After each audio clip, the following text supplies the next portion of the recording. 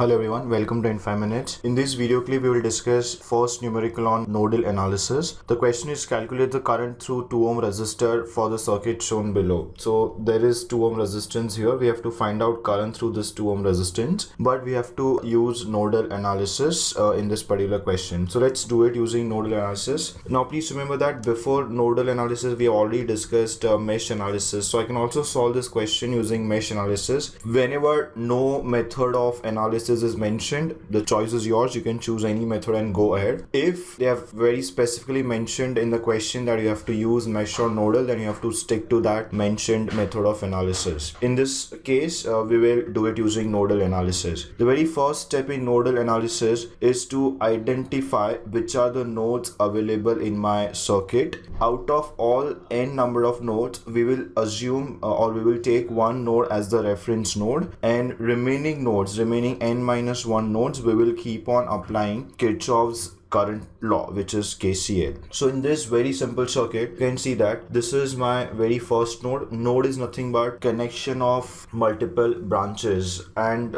for a node to be a proper node, there has to be connection of 2 or more branches. So you can see one branch comes from here, one comes from here, and one comes from here. So this is a node where there are 3 branches connected. This is my node number 1. This is another node where there are 3 branches connected again, so node number 2. And this lower entire line, because it's a single line, there are no components connected here, will completely act as third single node. So we have got 3 nodes in this particular circuit. Now it is always preferred to take this bottom point as the reference node. So I'll take this as the ground node. So I've shown symbol of ground here. So this is my reference node, and hence we are left out with the 2 nodes at which we will apply KCL equations. So let me call the first node voltage as VA and the second node voltage as VB, and if I want, I can define this as node C, and node C is taken as reference node. So we never mention it, but even in case I have to mention the voltage at node C, it will always be equal to 0 because it's a ground node or reference node, and we will find VA and VB with respect to node C. And because node C is at ground voltage, whatever voltage we get at point A and point B will be called potential difference between A and C and B and C. So we'll get node voltages VA and VB.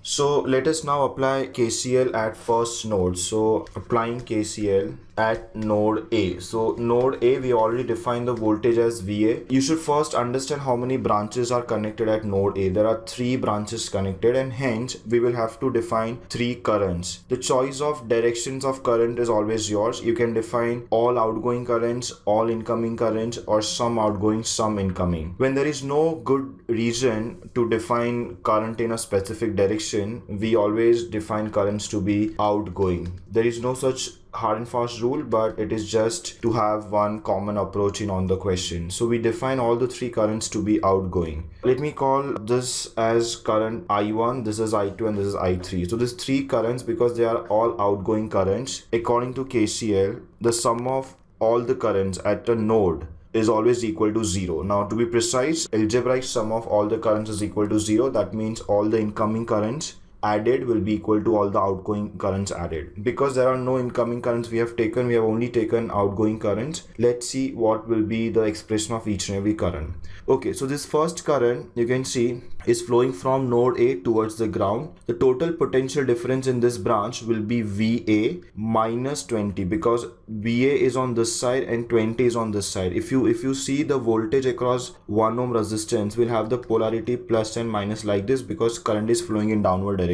So positive side we have VA, so we take VA as it is, but on negative polarity side we have plus 20 volt, so we take plus 20 also as it is, but because it is on negative polarity side, we subtract it. So we take the difference as VA minus 20, and we divide it by resistance, which is of 1 ohm. So that's my first current.